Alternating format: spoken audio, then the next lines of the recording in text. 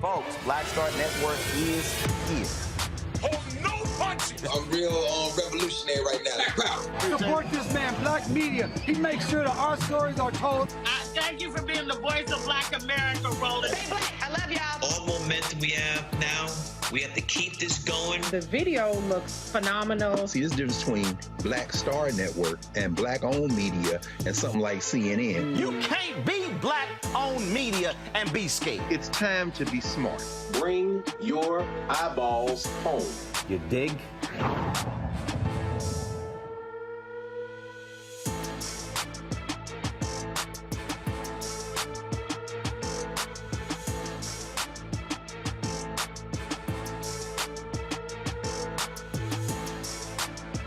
Thursday, October 20th, 2022, coming up on Roland Martin Unfiltered, streaming live on the Black Star Network. We are 19 days away from the midterm elections, and DNC Chair Jamie Morrison is on a bus tour trying to drive turnout. We'll hear from him in my one-on-one conversation. A University of South California student wanted to bring some Black culture on campus, so she created the Cardinal Divas of SC. Well, you had some HBCU folks with an attitude. We'll meet the young woman whose all-Black Majorette dance team is now a viral sensation.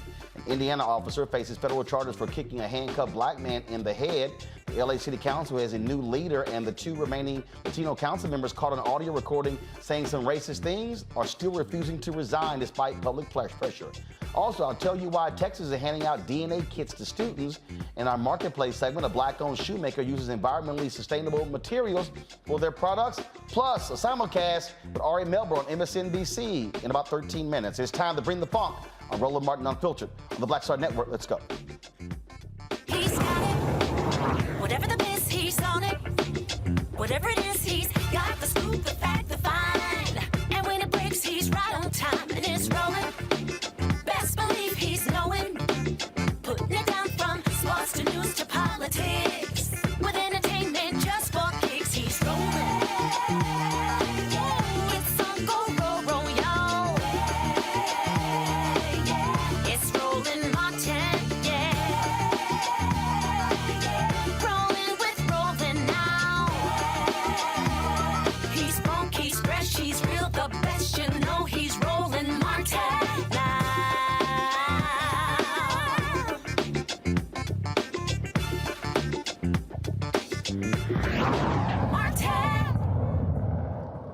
DNC Chair Jamie Morrison is on a bus as we speak, traveling to battleground states, Florida and others by Election Day. He says he'll visit some 23 states trying to drive turnout. Earlier, I talked with him about this bus tour. Here's our conversation. All right, Jamie, you're kicking off your bus tour.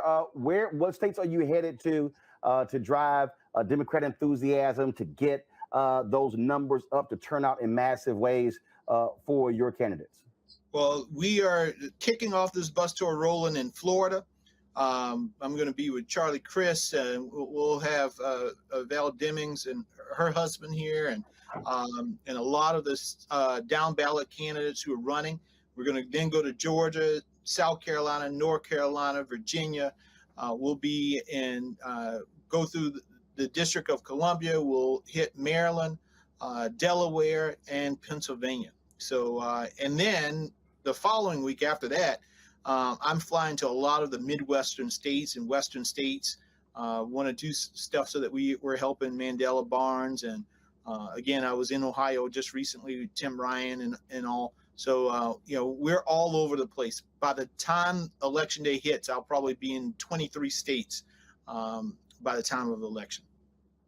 One of the issues, obviously, that when you look at polling numbers, people are concerned about is enthusiasm. Numbers show Republican enthusiasm is up. I mean, what is needed? What has to be done to get your Democratic base, to get young voters, to get African Americans, to get Latinos, to get women fully engaged? Because at the end of the day, look, Republicans are already saying what they will do when they take over, and that is not an agenda that Democrats are in favor of. Well, Roland, one of the things that we're seeing that is very encouraging right now is the early vote numbers. Because in the end of the day, the most important thing is not the polls, it's not about what pundits think, it's about people going to the polls. In places like Georgia, we're seeing record turnout already particularly with African Americans in that state. And so we're going to continue, and this is why we were investing very early on, Roland, as you heard me say, these are unprecedented times, and so we have to take unprecedented action. We put $70 million building out field organizing efforts on the ground in many of these battleground states. Comparing that to 2018, the DNC spent $30 million. We've spent almost $73 million on the ground. This is not a lot of ads and all. These are people on the ground, knocking doors, making phone calls, sending text messages in the battleground states. And so this is when that operation really, that's when it makes the push that we need, because they are on the ground making sure that people have a plan to vote and that they actually go out and vote. And so that's the important thing at this moment. So much is at stake.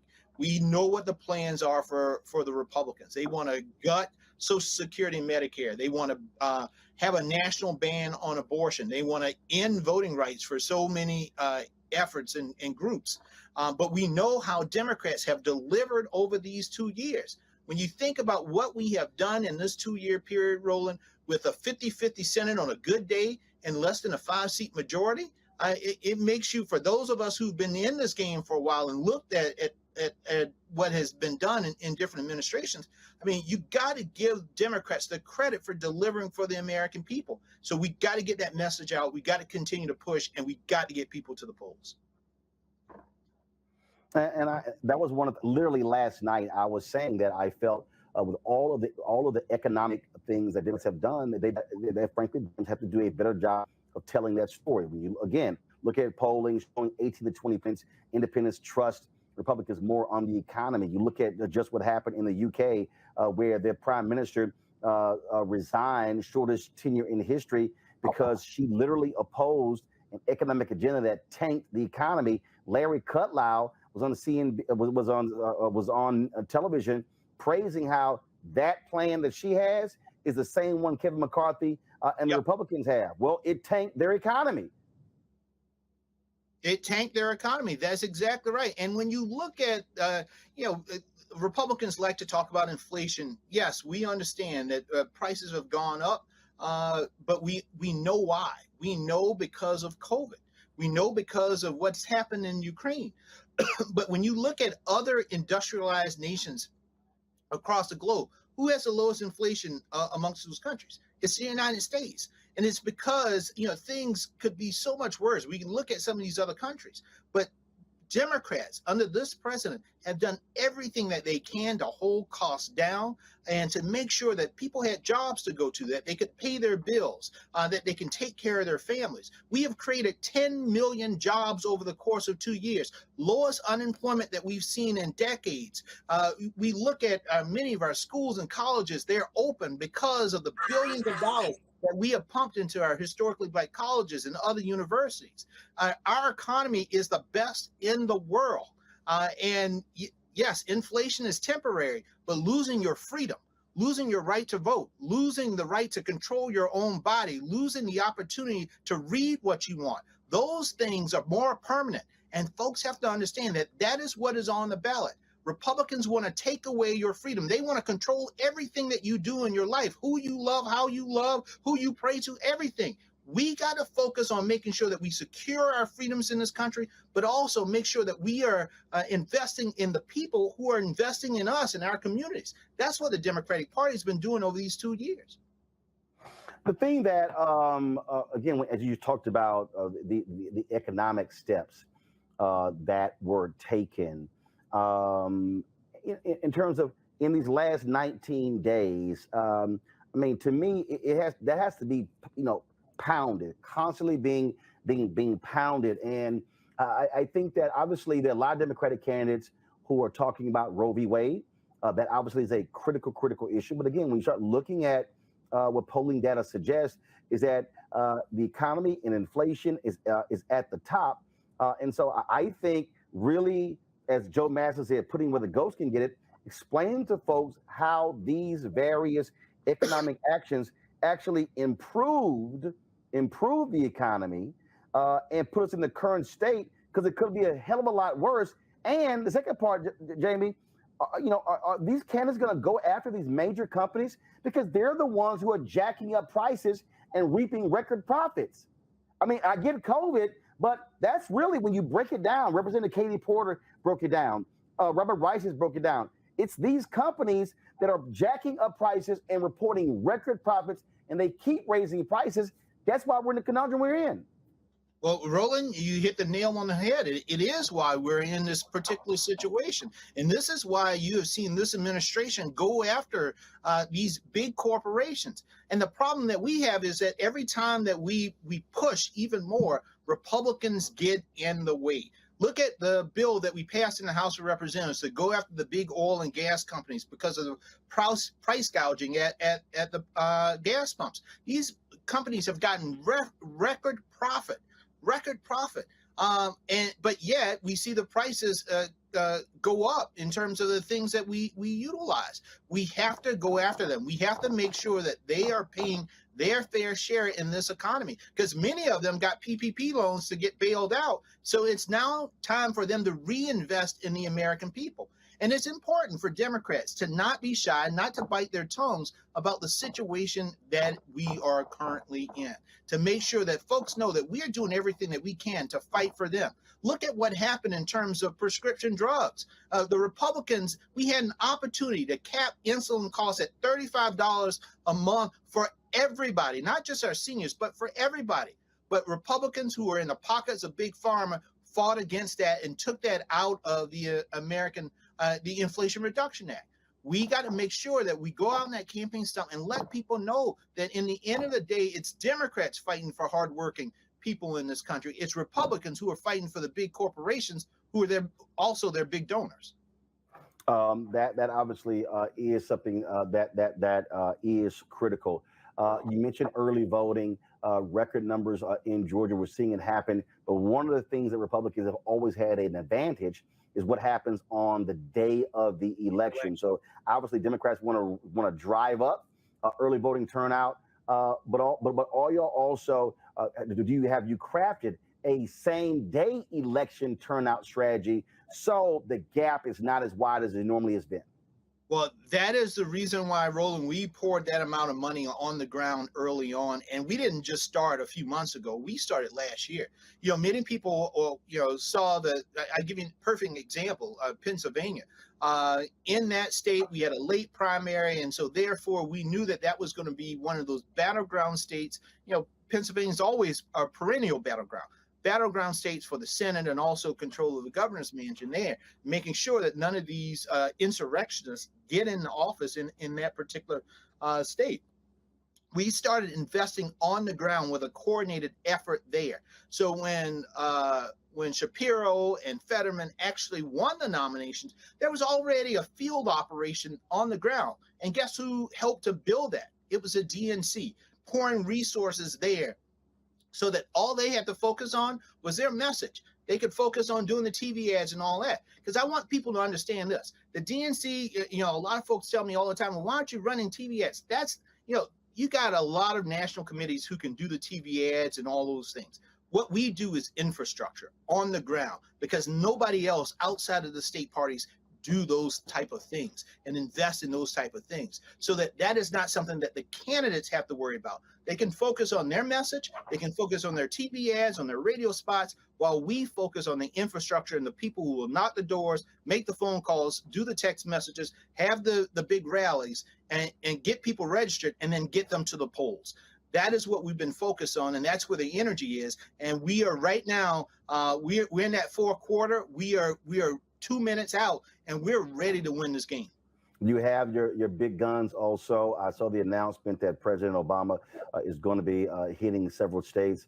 Any word on Michelle Obama, Bill Clinton, Hillary Clinton hitting the campaign trail for your candidates, especially your senatorial candidates in Nevada, in Maine, in Colorado, in Pennsylvania, in Florida, North Carolina, Kentucky, Wisconsin?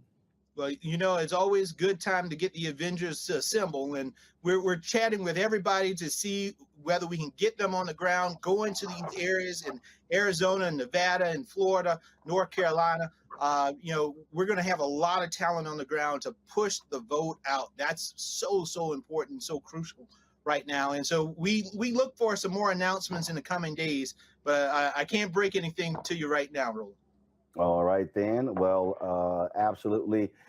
It is going to be a tight battle going down to the wire. And what I say on my show all the time, it all boils down to turnout. You can sit here and you can yell, holler, scream, talk on Twitter and Facebook and Instagram, TikTok, and all of that. But at the end of the day, folks either show up or they don't. Yep. And one of the things I would tell folks, go to iwillvote.com. iwillvote.com, folks. Check your registration status. Make sure that you're all set there. Know where your precinct is. If you have any problems on election day, go to iwillvote.com. There's a hotline right there. And we have lawyers who are ready right now, 24 hours a day, right now, to help you deal with any election issues that you may have. That's one of the things that, and today is the vice president's birthday, but last year she and I went to the campus of Howard University and announced a $25 million initiative to focus on voter protection, voter education, voter registration. And so iwillvote.com is a part of that initiative, and we have lawyers that we started training last year on the ground in many of these big battleground states, ready to help push back against any voter suppression or effort by the Republicans to keep you away from voicing who you want to represent you and your family and your communities. All right, then. Jamie Harrison, we appreciate it. Thanks a lot. Thank you, Roland. See you on the trail, buddy. All right. All right, folks, that was Jamie Harrison, chair of the Democratic National Committee, again, on the road trip. All right, folks, in a moment, I'm going to be on about 50 seconds. I'm going to be going live with Ari Melber on MSNBC, and so we'll be doing a simulcast.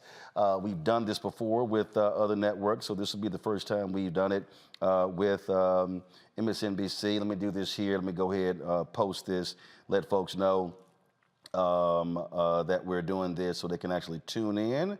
And so then, of course, and once we were done with that, we will continue with our show. Of course, we have Reese, Greg, and we have Teresa, and so we look forward to chatting with them with today's contents. And we're about, I think we're probably about 30 seconds away from Ari's show. And so let me go ahead and post this real quick. Y'all know how I do. You know I'm a multitasking brother. And so just let me post on all the different platforms. Here we go. Guys, pull their content. Hear me? Track has complied with Testing 1, 2, 3. Hey, Roland, can you hear me? regarding I'm not hearing from you. If you can hear me. case where he pled the fifth, an embarrassment that no former president. Hey, Roland, testing 1, 2, 3. For all of Trump's bluster, you can decide: do you believe him when he says words, or do you look at the facts, which are Hey, Roland, we're not hearing you. If you can hear me. subpoenas and often ends up complying? Yeah, but we cannot hear you. We're not hearing you. Are you muted? No, I'm To not do muted. something that Audio, what the hell's I going got on? you. I got you now. I got you now. Details Got it. of a Cool. You got me subpoena. now. Here we go. Sources All tell right. NBC that details and timing are still fluid, and that may be because Hey, it's audio. Can you hear me? Yep, I can hear you. Can you Lawyer. hear me? who will properly Yeah, thank you. Great. Thank you. Yeah, ABC reported investigators are actually looking for someone. That's unusual, but so is a lot of this. And then you have Liz Cheney saying the subpoena is on its way. We'll be issuing the subpoena Yes, y'all, shortly, I can both hear for his testimony MSNBC under programming. oath as well as for documents. I can hear MSNBC programming. And Can they, we'll New take York, you can whatever hear me, next correct? steps we have to take, assuming that. Hey, Roland, it's Cory Booker. Can you hear me? Yes. Can you hear me?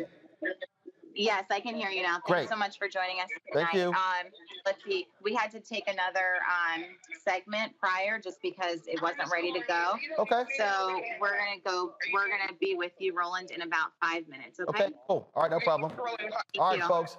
Okay. All right. So, Thanks. Follow MSNBC this is going to also be knows with what us happened to people in like Steve about Bannon. 5 Well, minutes. actually, now about 4. About 4 minutes. Defiance. So all the folks watching He's getting Roland ready Unfiltered, for we'll sentencing be with them in tomorrow about 4 to minutes. put him in and so, jail. Trump is lawyering up, though. There's a new law firm which represents other witnesses who cooperated with the committee, and this is the firm that apparently will be dealing with that forthcoming subpoena.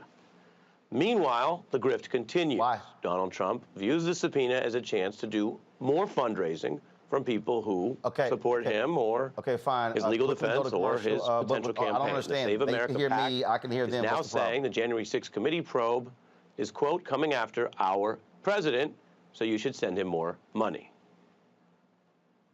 What comes next? Well, as I told you, we're going to put a be quick commercial somewhat and come unpredictable. right back. There's the Bannon approach. Take a big risk and see if you end up going to jail. When we invest in ourselves, our glow, our vision, our vibe, we all shine. Together, we are black beyond measure. Welcome to Atlanta, one of the most expensive housing markets in America. But rather than help out, Brian Kemp cashed in. He made hundreds of thousands of dollars in real estate. His net worth skyrocketed. And while Atlantans struggled to stay in their homes, Kemp gave $10,000 tax handouts to the richest Georgians and a nearly $700 million no-bid contract. When we invest in ourselves, we all shine. Together, we are black beyond measure.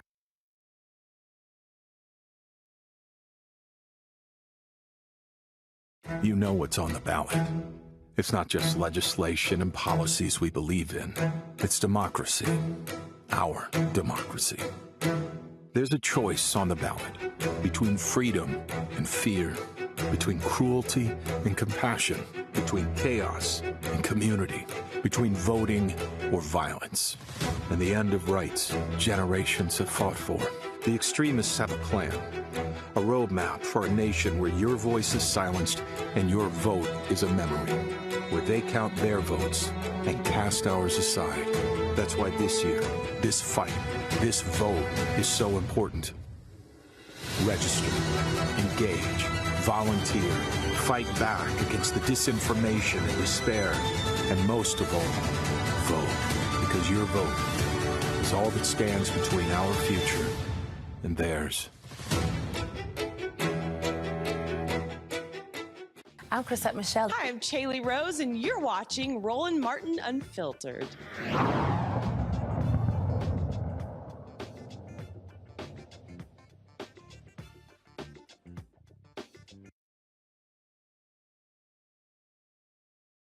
On the Black Star Network, they went to a commercial break at MSNBC, so we're going to be live there in 2 minutes and 45 seconds. And so when we get down to the 1 minute mark, I'm gonna actually go silent, and so we're gonna put me into another programming feed, so that way I can hear them, they can hear me, and so we're basically switching from our program to theirs, and so that's what's going on. And so just letting you know that. Look forward to having a conversation with today's panel. Also, if y'all missed last night's deconstruction of Houston pastor Ed Young Sr., y'all may want to watch that. We are approaching about 100,000 views. I've got pastors all across the country who've been hitting me up saying, man, I was on point, checking him. In fact, one particular pastor really cracked me up. I'm just going to read for y'all what he told me. He said, I looked at the video earlier today. The caption is correct. You torched him, but I would add you then distributed the ashes across the unrepentant graves of Confederate apologists. I'm just saying. So, somebody had to say it to Pastor Ed Young and his ridiculous, how he just threw shade at Black Lives Matter, 1619 Project, and woke as well. But that's what these white conservative pastors are doing. So if y'all missed it, go to our YouTube channel, go to the Black Star Network app. Trust me, you want to see my response to his created equal sermon, which was utter nonsense. I'm just not gonna let these cats get off the hook with the pimping of MLK. It's just not going to happen, okay? You're not going to pimp MLK and talk about how great he was, but you don't support anything that he actually supported. It ain't going to happen, okay? Just letting y'all know right now. All right? We're getting down to 1 minute before we do the simulcast with our members of MSNBC. So take my program out. Let's pull up their countdown clock. We'll be live in 1 minute.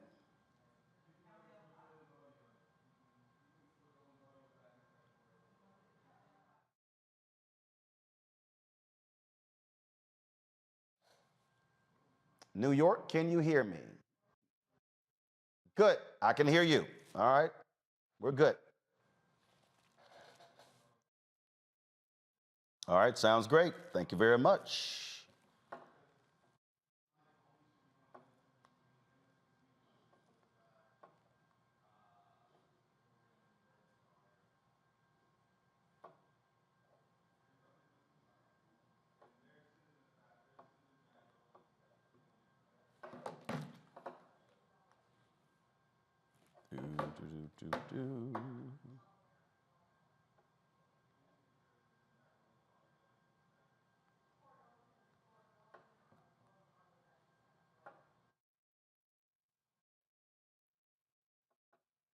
Got it.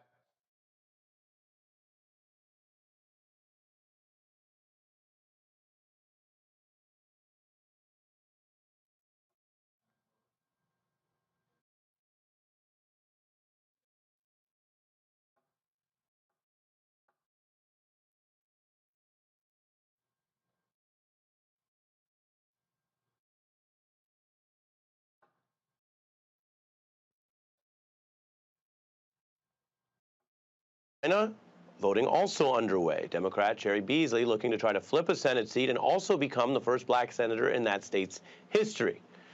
I mention that because our next guest has his eye on that and some other races. Journalist, commentator, Roland Martin Unfiltered host. Now, who would host Roland Martin Unfiltered? Roland Martin. Hey, sometimes the easy answer is the right answer. Good to see you. Larry King, they told him put your name in the show, so even when you have a day off, they still mention your name. You know, there's a saying from our friends over at Showtime, if you got your name in your show, you poppin'. And you're popping, sir, and I appreciate you coming back. Appreciate it. Let me play you a little bit of Stacey Abrams speaking out. This was to Questlove. The issue is not that black men don't vote. It's that their power in their vote, so they fight below their weight class. If black men fought their full power, it changes things. Roland? Well, she's right, but it's not just black men. First of all, let's remember, black women, they are the #1 voting constituency for the Democratic Party. Black men are #2. So this idea that there's this huge difference is not.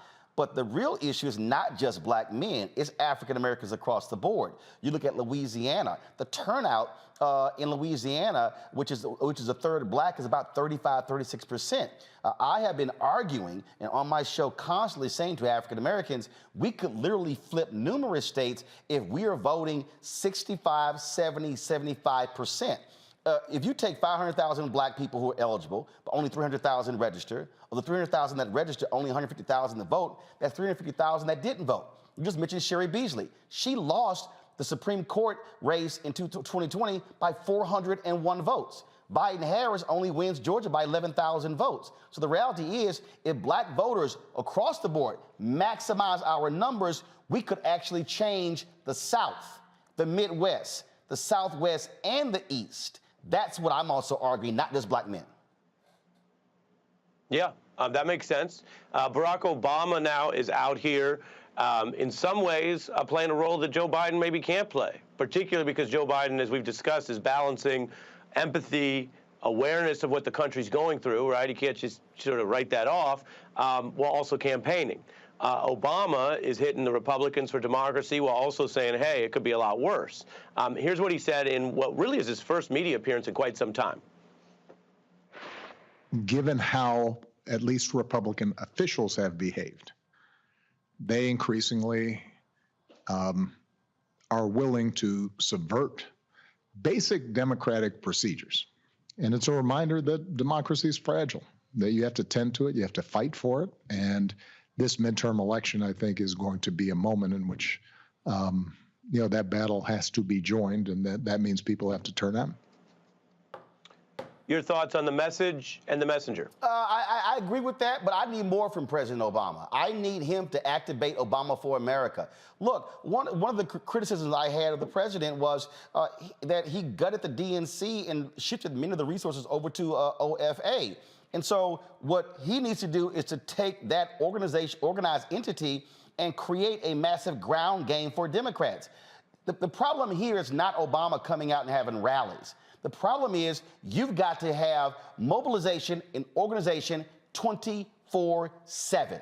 The day after the election, preparing for the next one. And not just the next national race, but the state races, the county races, the city races, the school board races. And so this is a function of mobilizing and organizing. And so that's what I need more of President Obama. I need his troops on the ground driving that, looking at the data and studying who didn't vote in the last election, going precinct by precinct. That's what we also need to see in this country. Democrats have to have that because Republicans, look, they're ticked off they lost.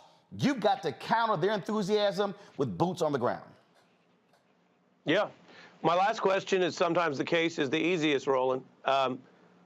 If this is Roland Martin unfiltered, what is Roland Martin filtered like? There's no such thing as Roland Martin filtered. And so we keep it unfiltered, we keep it honest. And look, my motto has been the same my entire career. If you do good, I'll talk about you. If you do bad, I'll talk about you. At the end of the day, I'll talk about you. I've ticked the President Obama, his people off. I've ticked the Biden people off. They've also praised. But at the end of the day, somebody has to speak truth to power. And we do have a fundamental problem with democracy that we're facing. But the other issue is here. I know what the right wants to do, and it's going to be ugly, especially for black folks. And I'm saying vote or shut the hell up. Well, there you have it. Let me tell you something. That was also unfiltered. So you ain't lying. You know we like to get you on. I hadn't seen you in a minute. I hope you'll come back. Call me anytime. And again, we can do it anytime. We can chop it up.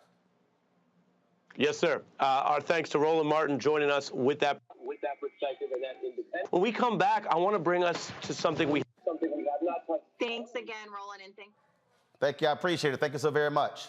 All right, folks, we are back on Roland Martin Unfiltered. Glad to be here. Reese, Teresa, Greg, let's go ahead and get into it. Y'all heard that conversation I just had with Ari and Reese. And again, and I'm sure Reese right now, the Obama people real pissed off at me. I do not care because I said it when it was actually happening. You can't. When it comes to, I remember when he ran in 2008, he was talking about Bill Clinton, and when it was some criticism, he's like, well, Reagan was a transformational president. Here's the deal. Transformational presidents, it's not just about their 8 years. It's also what you do after that. And I think the fundamental problem for Democrats is that they only think about these elections in terms of the election cycle, as opposed to, no, you've got to be in a constant state of mobilizing and organizing and teaching and providing information. And for the people who like, I can't trust you, okay, what can I do to connect with you to get you out to vote and to understand your issues? That's what has to happen, period. Absolutely. I mean, it's one of the fundamental mistakes I think Democrats make is they only campaign during campaign season. And what you need is you need to have a well of credibility, and credibility is established cumulatively. Now, with President Obama, he's the elder statesman of the party, even though he's still young and fly. He's playing the elder statesman role. And, you know, he also has a brand to keep up as well. We can't forget that. And that's not a criticism. That's just a fact. You know what I'm saying? They're $100 million, probably $200 million brand by now. But the reality is that Democrats have to go back to the well over and over again. And then that way, when they're messaging what their accomplishments are, it doesn't just feel like they're selling a bag of goods. It's why Black men in particular have said that they don't feel like they've been cultivated enough because people only come around during campaign season. Now, I think that there are some politicians, I will say, of course, happy birthday, Vice President Kamala Harris, who immediately upon being sworn in was going to HBCUs, was going to Black churches, was going to conventions. This hasn't been a midterm strategy for her. This has been something she's done all along. But of course, she gets no credit for that because people don't cover her in a positive way. But I think what your point is the math is the math. And one of the strengths of Republicans is they have everybody in their mama's data. They micro-target Cambridge, and they use Cambridge Analytica. They've stolen our data. They farmed our data. And I'm even getting Republican text messages. It's bad enough getting Democratic text messages to donate, but I'm getting hella Republican text messages to donate. So they're even hitting up Black folks that have obviously never been damn Republican their whole life to try to get us to chip in on their cause. So Democrats need to leave no stone unturned. There needs to be flooding of their airwaves. With us being 20 days out from the elections, we should have 5 people lined up on this program trying to plead their case to Black media, to Black America. So we'll see if people wake the hell up, because so far the polls are going in the wrong way. And I don't think that we're going to win this on punditry. We're going to have to win it on really explaining what's at stake, what's been accomplished, and what the policy differences are between the two parties. Look, the thing that I just, Greg, when I was there talking with Jamie Harrison, again, when you talk about the economy, all right, if I'm sitting here having a conversation, I'm reminding folks, hey, remember that $1,500? Who sent you that? How many businesses in your city are still here because of those PPP loans? Who took care of that? When it came to the infrastructure, and I'll be hitting harder, all these Republicans sitting here like Stefanik going, oh, $12 million is coming to my district for infrastructure, and she voted against it. You hammer them. You hammer them. And that's the deal. I just think that, and I say this all the time, Democrats like to offer up what y'all call them, PhD papers, when you put together a thesis. Okay. Thesis. Democrats want to offer up a thesis as if they're going to get their PhD. The other side, it's a bumper sticker. And I know somebody's saying, well, Rolly, you make it sound easy. Actually, it ain't that hard. Remember that scene from Jungle Fever, Greg, when Wesley Snipes was quit? He went, see that? Mine, mine, mine, mine, mine. Well, that's what Trump did. Took him credit for shit that he didn't even do. My deal is, when you the president, you take credit for stuff you do. Democrats, what they do is they pass a bill and then bitch about what wasn't in it. Focus on what you got passed.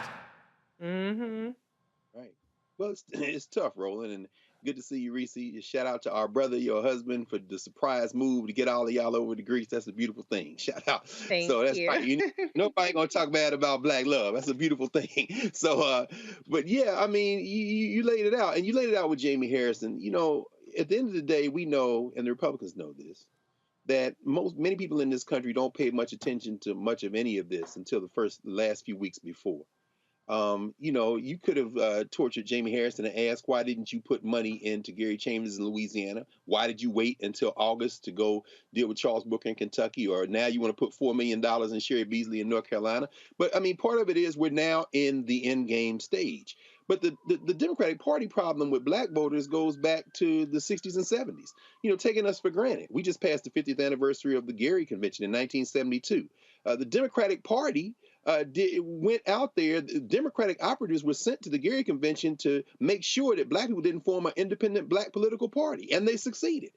2 years later, the Congressional Black Caucus pulls out of the next Black political organizing meeting at Little Rock, and since then, we have been fighting a rearguard action. Jesse Jackson threatened to primary Bill Clinton in his reelection effort in '96 because Clinton was talking about getting rid of affirmative action. What does that have to do with 2022? The Democratic Party takes Black voters for granted. And Reese, you're absolutely right. When you start talking about credibility, Democratic Party doesn't have any. We don't have anywhere else to go in a duopoly, a two-party system, so we vote. But that's not what we're talking about. We ain't talking about the people who vote every election like we do. We're talking about the people who are like, you got to show me something because I don't see the difference. Finally, yeah, a policy sheet isn't going to do it.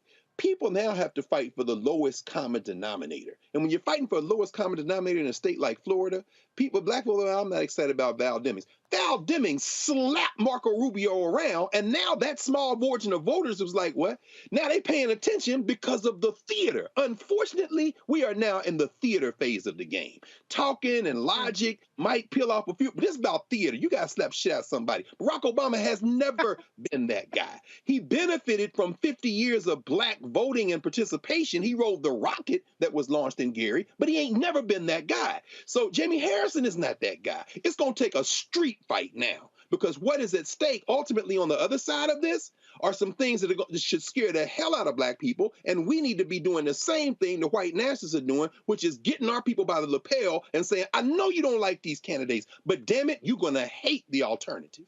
And that's the thing there, Teresa. I mean, again, and what I'm looking at, and what as I examine this thing, and as I look at it, all I'm simply saying is that, one, there are things that Democrats have done, have passed, that have been beneficial to black people. Now, you got this subset of some simple Simons who sit out there and like, no, what specifically have they done? I done walked down that path with these fools to get them on, but they are lost cause. They really are, okay? I know Cleo was like, well, no, we shouldn't say that, but no. When you try to explain to somebody the 85th time, okay, look, it ain't gonna be 86, all right? But the bottom line is this here. There are things that have been done, but you have to say it. But also, you got to have some fight. Demings, Rubio, that was fight. Tim Ryan was all in J.D. Vance's ass. That's how you got to do it. Because here's the deal.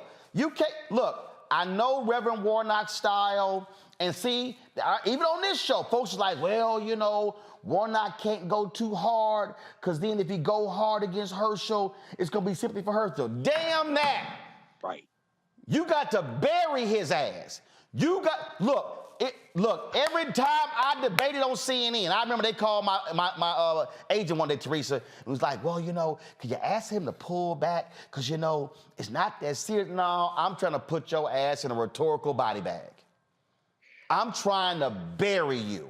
I want you to wake up at 2 o'clock in the morning and go, damn, that still hurts. Ain't no doubt in my mind, Chris Christie still is feeling both feet planted firmly in his big ass. To be quite honest, that was a fight that used to happen back in the day. Commentators, you know, and some of the pundits used to really go at it. You know, there was a reason why Wolf Blitzer, Roland Martin, you know, at a point in time had their own shows, because they were giving the fight. They were actually giving the facts that people wanted to listen to, and people wanted to fight with them because they felt the same passion and they knew about the same facts that actually were happening for legislation.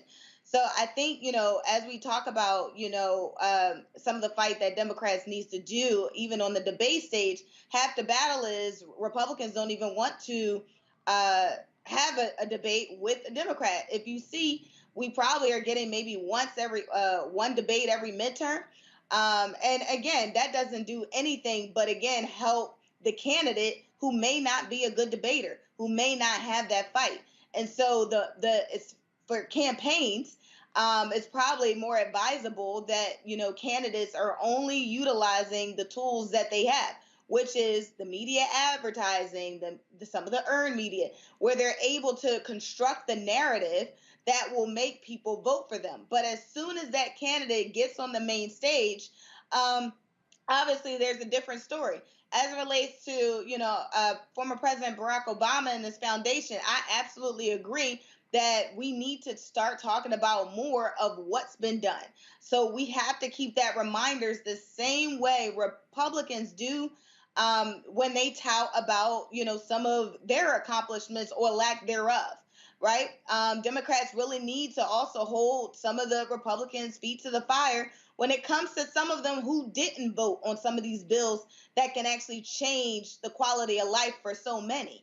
But those are the talking points that I think people are missing, especially on the debate stage. It feels like they're doing more personal and not going into their arsenal, which is the facts. And the facts, if they decide to use it and use it aggressively, I believe will get them over the finish line. But the thing for me is, again, if I am standing in front of a voter and I hear some black folks say, man, Democrats ain't done nothing for black people,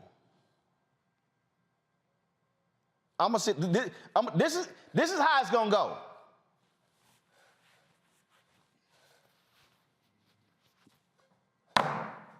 You ready for this ass whooping? I would sit here and say, please tell me the number of African Americans who were uninsured with health care before the Affordable Care Act. I would then tell them, please show me how much money the state of North Carolina and Alabama and Florida gave to their HBCUs, and I'll show you they got 4 times as much from a Democratic Congress. Please, by all means, if you want to have a conversation, let's talk about the multiple billions that Congresswoman Maxine Waters made sure it went to community development banks, which are in black neighborhoods. Y'all want to have that conversation? Let's have a conversation. But you got to be armed with the information, and you got to present it in a way where somebody's going, and I tell you, and then I'm going to say, all right, black man, your grandmother got diabetes? Your daddy got diabetes? Your uncle got diabetes? Go ask them how much their insulin costs. And which party tried to my daddy got diabetes. My brother got diabetes. My maternal and paternal grandmothers had diabetes. Yes. Who tried to cap insulin at $35? Democrats. Who didn't? So I need somebody to explain to me, if black people got a higher rate of diabetes than somebody else, how in the hell trying to cap diabetes insulin at $35 does not help black people? For the person trying to say, they ain't doing shit for black people, black students disproportionately have higher student loan debt than anybody else. Why y'all think them white folks in Wisconsin are suing? And they literally are saying, oh, this is gonna benefit black students more than anybody else. So you trying to tell me the forgiving of the student loans, that does not help black people? That's the bullshit. But if you're a candidate, you got to sit here and break that down and say, they voted against this and this and this and this. They don't give a damn about you. Right. And you got to be willing to go tell broke white people that as well. Yeah. I'm just saying, put a little more bass in your voice. Greg, go ahead. No, I was going to say, Roland, they still chasing broke white people.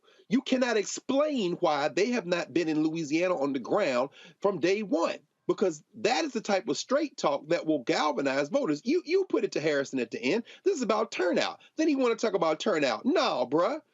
We have infrastructure. That's a lie.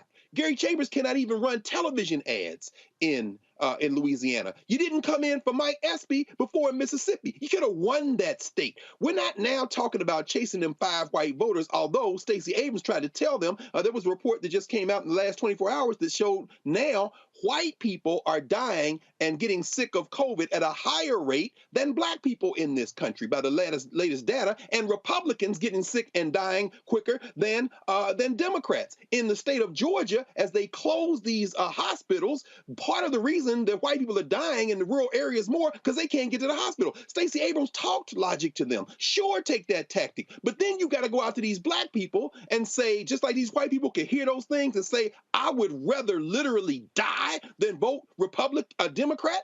You got to go to those black people and explain it to them the way you just explained it to them, and then say, these people are going to vote R no matter what. You got to vote D no matter what. And it's not because you're a Democrat. It's because you're black. Because I will vote Democratic, not because I love the Democratic Party. I don't give a damn about the Democratic Party. I'm black, voting in my self-interest. But see, Roland, to talk like that, you can't be a DNC, blue dog Democrat, conservative Democrat product like a Barack Obama, and let's just call it what it is. Barack Obama had never been about black politics, and that's not a criticism of him. He is a creature of the Democratic Party, and you can't be Jamie Harrison, because they still out there scared to talk. If you look at Charles Booker, if you look at Chris Jones, they are not scared to talk to black people. At the same time, go back to the way that Jesse Jackson did it in 84 and 88 with the rainbow, that they are saying, I am black, and out of my blackness, I'm speaking to our common humanity. That will be the only way the Democrats can reach the poor black people and a handful of them poor white people. But until they stop chasing these poor white voters and not talking to black people, the L that is going to be taken won't be the millionaire Clintons, won't be the millionaire Obamas. It's going to be the poor ass black people and the poor white people, but the poor white people will die with their whiteness in their clutch, and we just going to die. And that's why, Reese, for me, and again, it trips me out when all these fools, I love these ignorant trolls. Oh, you ain't nothing but a Democratic Party shield. First of all, I ain't never in my life self-identified as a Democrat. Come on. I am a black man. I am an educated black man. And I could sit here and go, Matter of fact, let me help these fools out. I think his last name was Thompson.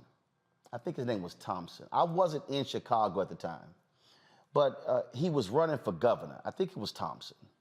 Well, the Democrats in Illinois were fighting placing black judges in certain positions in the state. And the black folks in Chicago were like, yeah, man, damn this, like, wait, we want to see some black judges. And so the Democrats were like, no, we ain't doing it. So there were black people in Chicago who then began to put pressure on the Republican candidate. I think it was Tommy Thompson. No, he was Wisconsin governor. I can't remember the guy's name in Chicago. But anyway, because, and so what they did was they campaigned for the Republican governor against the Democrat. The Republican governor wins.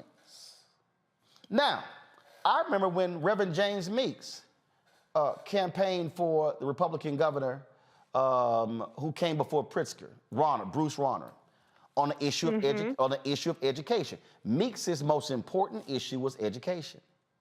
And the Democrats kept giving him the runaround. He campaigned for Rauner. And cats were like, yo, man, what the hell are you doing? I was like, Meeks, do what you do, my man. Because what he was saying is, education is fundamental to me. Y'all playing around, I'm about to send y'all a signal. Rauner won. Now, did Rauner do what he said he was going to do? No. But Meeks said the Democrats didn't say what they were going to do. So for the people out there who are confused, my advocacy has always been about black people. Now, if the conduit to get what we want is through this door marked blue, I'm walking through that door. But don't think for a second when I walk through that door, I ain't cussing nobody out. See, for all y'all, again, you simple Simons, I got a phone call and they were like, well, we got this much in advertising, and I ain't gonna name the campaigns, to advertise on your platform. Reese, and I'm gonna tell y'all verbatim how Roland responded. If your kids are in the room, turn the volume down. I'm about to tell y'all. See, so all y'all people, again, who, oh man, you sitting here, and then it's like, oh, you taking the Democratic dollars, guess what? Guess MSNBC getting paid. They run the political commercials. CNN running political commercials. Fox running political commercials. Every radio station in America, iHeartRadio, Cumulus, all of them, they making millions of commercials. But the simple Simon Negroes, oh, you shouldn't be taking political money. Yo, dumbass. But here's what happened, Reese. They called me and they wanted a whole media plan. They wanted me on the ground. They wanted active. And they said, we got 25,000. This is how I responded. Fuck that. I said, I will keep my black ass at home. Good luck.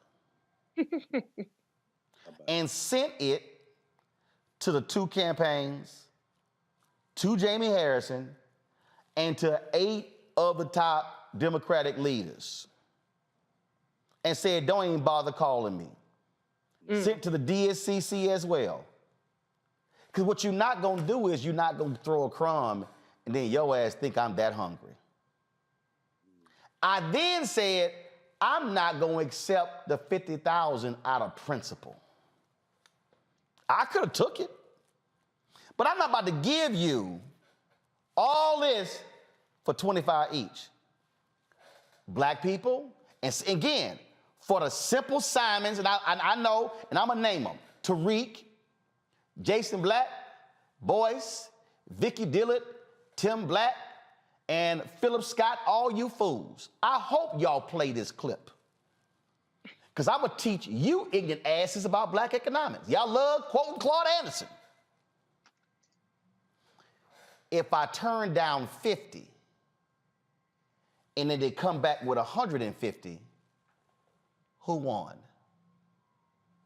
And if I get 150 and I hire black videographers, Come on now.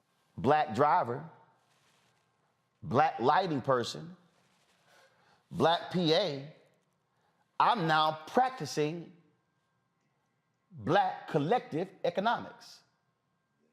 So when you fools say, oh, you taking Democratic money, but I heart taking Democratic money and Republican, Cumulus taking Democratic money and Republican, Urban One, NBC, Comcast, Disney, I go 20th Century Fox.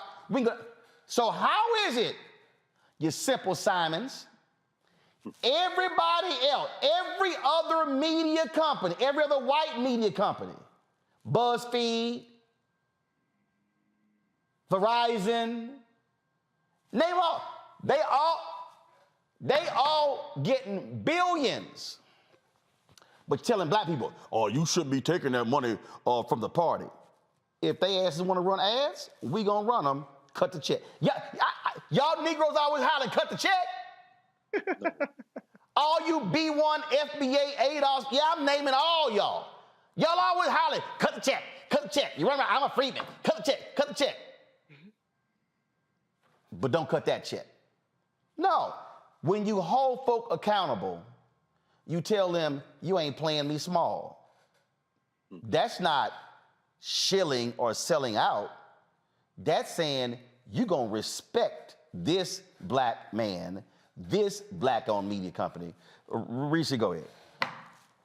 I mean, you're right. First of all, I mean, I don't give a fuck what people say in terms of shield, this, that, and the other. You have white progressives who say it. You have the alphabet soup gang that says it. The reality is the facts are the facts. The policy is the policy. The substance is the substance. The receipts are the receipts. And I go based on facts, not feelings. What you're pointing to, though, is the investment aspect of it. And that was one of the points that I wanted to make is there is a whole industry that invests in information geared towards Black people. Boom. Unfortunately for us, a lot of the investment goes to disinformation, which is why the same people that want to complain about how you're being funded are funded as well. When Russians and Iranians and Republicans drive bot traffic to these individuals, these chaos agents, so that drives up their revenue on YouTube, which they live on, and all these other videos, that's an investment. When bots like their stuff and it gets increased engagement and increased visibility, that's an investment. There's a whole industry invested in pushing bullshit, specifically disinformation, that suppresses our vote, that suppresses our will to vote. And that is far more of an investment than what Black media gets, as you point to. And I think that is something that the Democrats have not figured out. And it's not just about Black people. It's also about just their politics in general. There's a whole industry that is geared towards pushing out disinformation that mostly harms Democrats. And Democrats have not done enough to counter it. You can't just counter it organically. They can't just rely on cultivating relationships with influencers or with pundits. You have to put your money where your mouth is. Part of that is running ads on Black media. Part of that is sending people to Black media and all that kind of stuff, because Black media is the strongest way of countering what people see on social media. And Black media, the most dominant voices in Black media should not be Killer Mike or Charlemagne the God or the Shade Room or whatever the fuck else. It should be people who actually do their research, people who do hold people accountable. Sirius XM, Urban View, and people like yourself, obviously Roland Martin Unfiltered, and the shows that you have on here with Dr. Carr, the Black Table, et cetera, et cetera. Those should be the most prominent voices, but that doesn't have the money behind it. There's money behind Revolt. There's money behind the Breakfast Club. And so that's what people see the most. So we have to correct the imbalance and the investments that are made towards Black people so that we can all advance with a common set of knowledge, factual knowledge that allows us to make decisions within our best self-interest. So I'm gonna do this here. I know we got a guest coming up, so guest, hold tight 1 second. I know I gotta go to commercial break, but I really need the people listening to understand, because I don't think some of y'all don't really understand it. Like it's some dude, like somebody just tweeted me, they're like, oh, Philip Scott dog walking you Democrats on his channel. First of all, I don't care about no Philip Scott. I ain't never seen that fool out covered nowhere. He's supposedly from Houston. I don't give a damn about him. I don't care what he's saying on his channel, because it don't mean nothing. He's a member of the #NeverWillBees. Now, for the folk who don't understand business, let me just help y'all out. So, cameras follow me, okay? So let me help y'all understand something. See, when we launched this show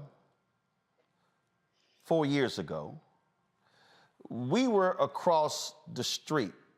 Matter of fact, I want y'all to pull up a video from one of those shows. I just want y'all to pull up a video from one of those shows, and then let me know when y'all have it. See, I need y'all to understand why, when I talk about the money, why I keep talking about the money. See, I keep telling y'all, if you ain't having no money conversation, you ain't having an American conversation. And see, this is also all for you, all of you Simple Simon trolls, who all y'all ever do is quote Dr. Claude Anderson. And y'all keep saying, when you gonna have him on the show? I'm actually doing what he talks about. Doing. So let me explain some of y'all fools. And this is for the fools who don't know. Okay? Y'all, when we launched the show, let me come on, pull a video up from an old show, y'all. When we launched the show 4 years ago, our show was based across the street. We sublet the space from 50 Can, an education reform group. Okay? No, that ain't give me. No, that ain't it. Give me. I need a wide shot. I need a wide shot of the people who are on the panel. Okay. So it was the middle of their room. We had 3 offices, so we didn't have a whole space. We got it for $7,000. Okay. That's all we could afford. When we're able, give me this camera here. When we're now able to increase advertising revenue, we're able to now hire more staff. We're now able to actually expand. We're now able to actually build. We're now able to do some things that we ordinarily would not be able to do. Now, again, I'm walking you through this because there are people who don't own businesses, ain't never run a business, and all they are employees. They ain't never been an employer. So when you understand that, so when you're able to, and so let me tell you how the political thing works. Elections are every 2 years, national elections. Teresa knows what I'm talking about.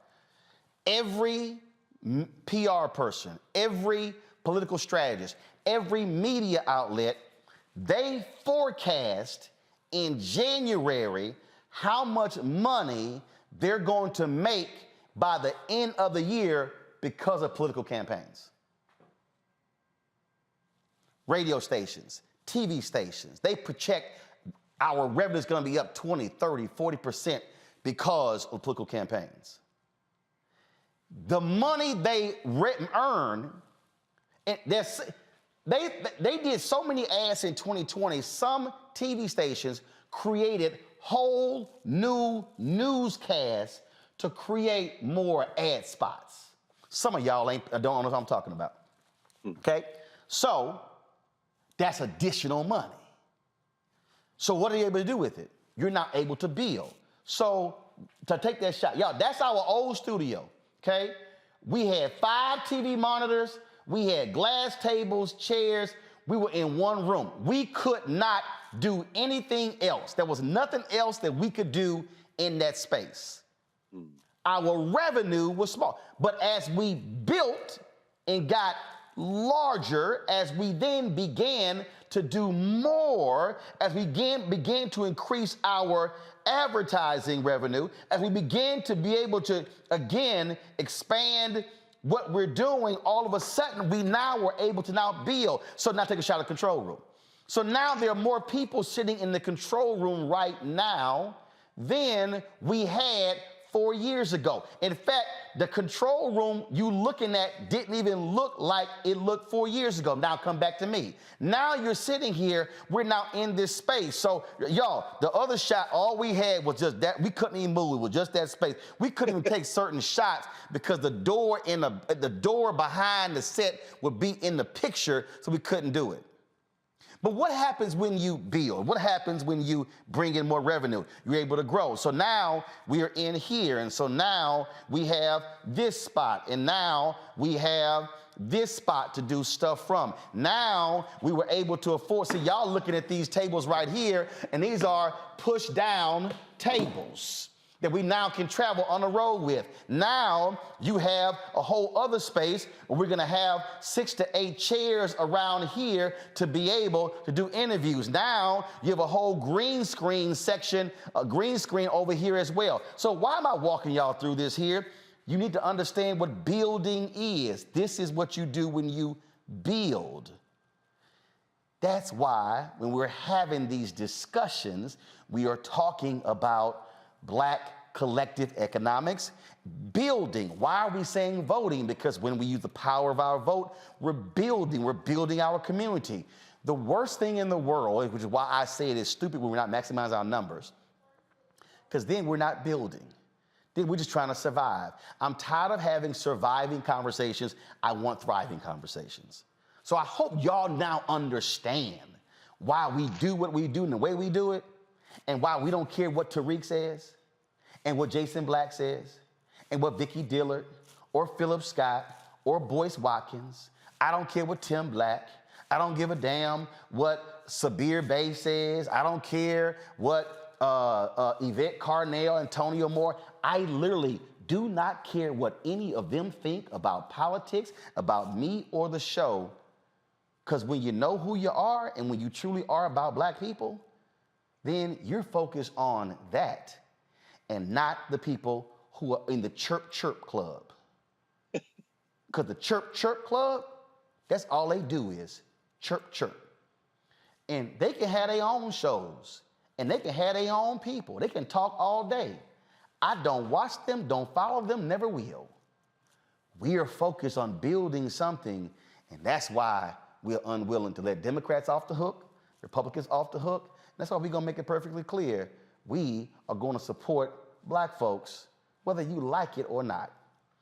Coming up next, I'm gonna talk with a sister, part of the dance team at the University of Southern California. A lot of people, HBCUs, talk trash about them. They were stealing from HBCUs. That's stupid.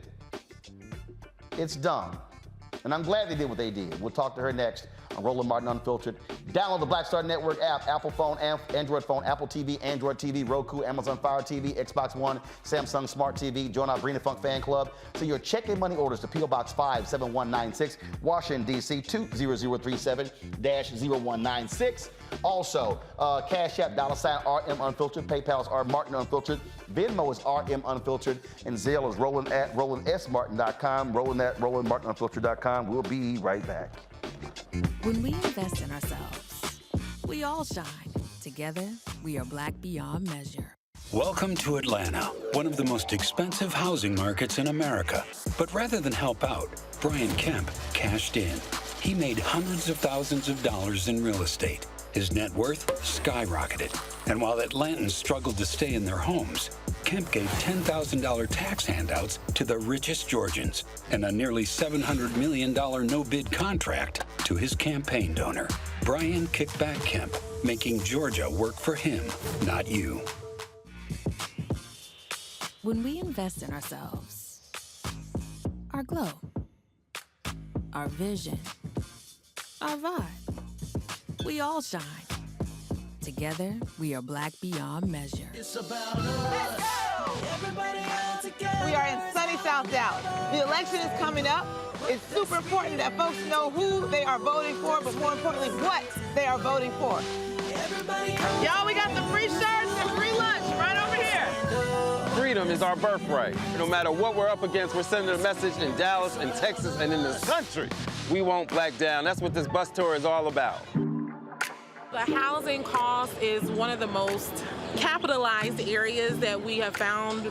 People who are marginalized, that are brown and black, we are suffering the most, and I think that we have the biggest vote and the biggest impact in this election. I'm voting for affordable housing, for sure. We should not be paying the cost of a utility failure because our elected officials are too proud to say, we need help. I know that we can bring out our people to vote. It's a part of our birthright. Right. It's a part of our heritage, and surely it's a part of our present and part of our future. That's right. That's what's up. And we won't black down. Forward that message to 5 friends, because in that message, it's got links to how to get registered, how to check your registration status. Like I said, 2:30 we'll start rendezvousing right here on this street. I am voting to let our voice be heard in the rural communities that, hey, we are people too. There are things that we need. Free shirts, free food, and lots of power. We are in Longview, Texas, where Black Voters Matter, 365. Whatever type of oppression a white supremacist throws our way, we will not black down. We are in relentless pursuit of liberation of our people.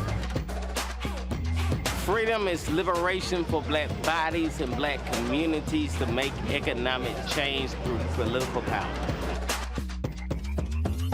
Freedom is choice. We won't black down. We won't black down. We won't black down. We won't black down. We won't black down. We won't black down. On the next Get Wealthy with me, Deborah Owens, America's Wealth Coach, it's one thing to have a seat at a table, and it's another to be an investor on the cap table of a unicorn. We're talking venture capital with Leisha Bell and how generational wealth is built through early stage investing. I know very few people who do what I do, and that's very unfortunate. And I think Silicon Valley has been unkind to Black people. That's right here on Get Wealthy, only on Black Star Network.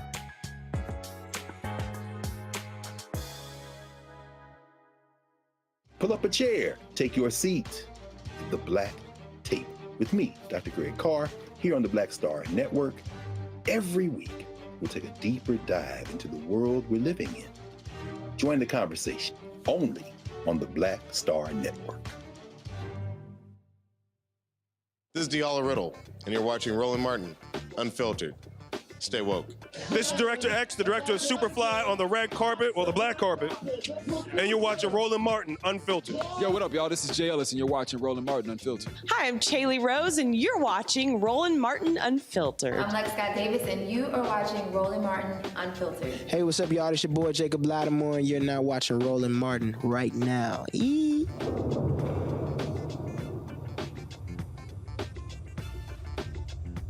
Talk about something y'all like, stop talking about me. Since y'all hate a bitch so much, the way broke bitches coming for me know it gotta be free. But I get paid when I show up. Press, stress, success, I got them. Everything I do, keep another bitch talking. Watching my back, cause these dudes be stalking. Watching my plate, got these broke hoes starving. Damn, you hoes hate me. Riding dick so hard, having babies. Y'all bitches so stop it. Making everything but a deposit, yeah. Killing bitches, send them to the gulag. Hot girl shit, never let them cool off. Make them do what I say, he my voodoo dog. Back shots, balcony, we don't care who saw. One thing about me that you need to know, I ain't nothing like none of these average hoes, cause I fucking want to if they ask me why. Talk about something y'all like, stop talking about me. All right. Since y'all hate a bitch so much, the way broke. All right, some of y'all just woke up. Here's the deal. We talked about this story when it first came out because there were a lot of HBCU people who were shading the University of Southern California's Cardinal Divas, like, oh, they stealing from HBCU. This is cultural appropriation. First of all, how in the hell can you culturally appropriate something when you black? It's just the dumbest thing in the world. So folks are all upset about this all-black majorette dance team at the University of Southern California. And they want to do what they do. So, you know, Princess Isis, second-year student at USC, Princess Isis Lang, she formed the dance team to create a space for black culture at USC. Went viral, of course, when she tweeted it, and it led to all kind of stuff, you know, people tripping and acting a fool. And so I said, hey, let's get her on the show. I immediately sent her a DM saying, hey, I'd love to have you on. So we finally were able to get her here. So Princess Lane, glad to have you on the show. And so it's been some time now since this came out. I mean, were you surprised at the ridiculous reaction of HBCU folk who were like, y'all were somehow stealing what was special to HBCUs? Yes, I was very surprised. I was surprised that we even went viral, period. I was just, happy to showcase what we're doing.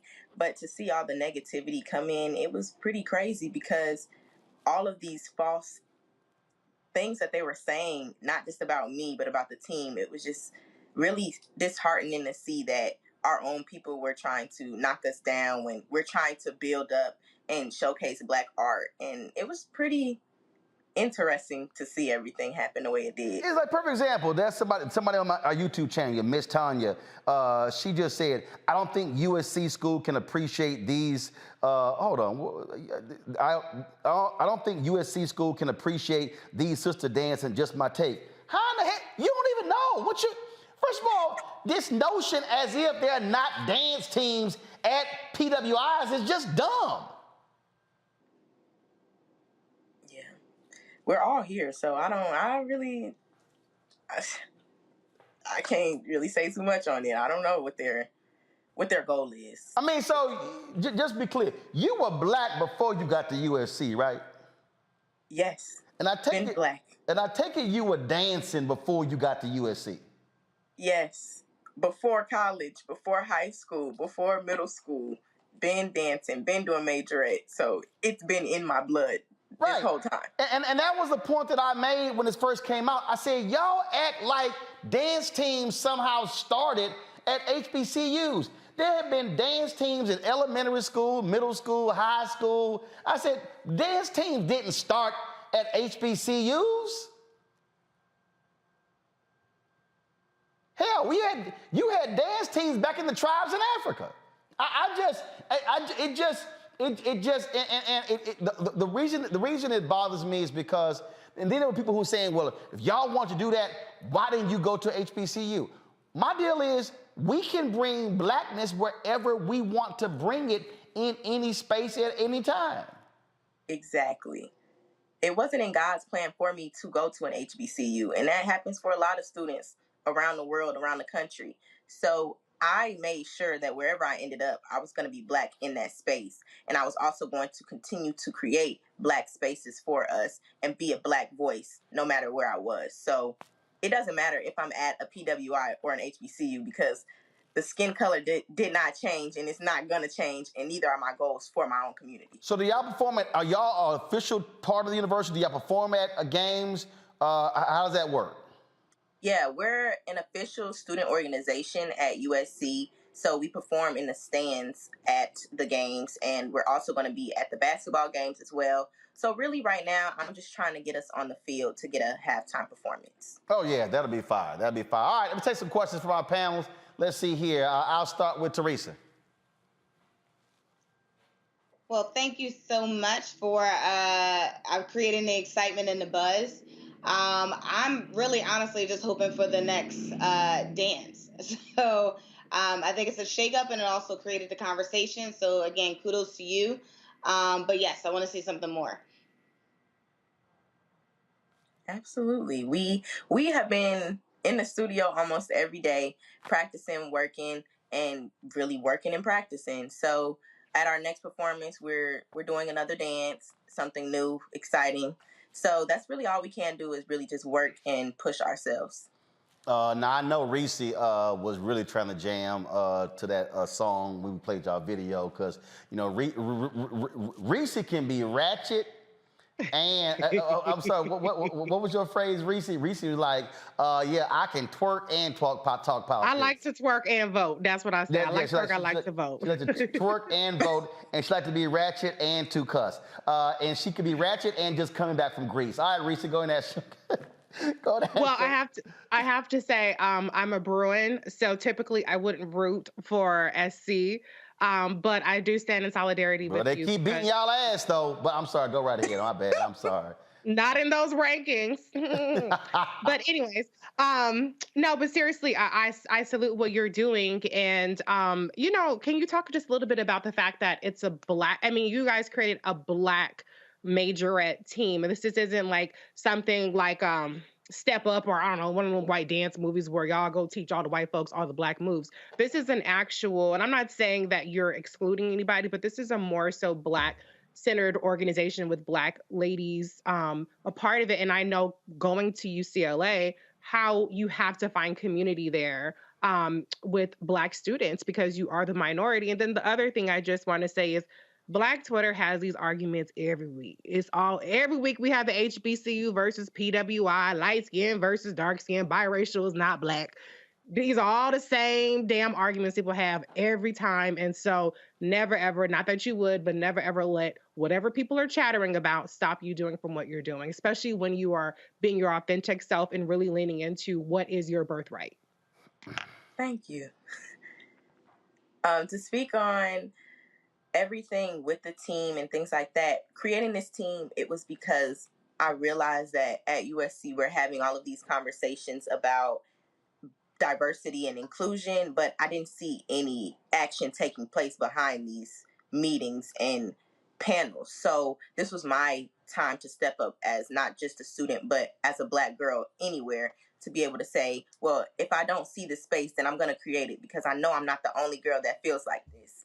And so it really took me, 3 years to get this really finalized and out there because this was something that really meant a lot to me. So I made sure to put in the hard work, the dedication, the resources, everything that I could possibly do to make it the best thing that it could be.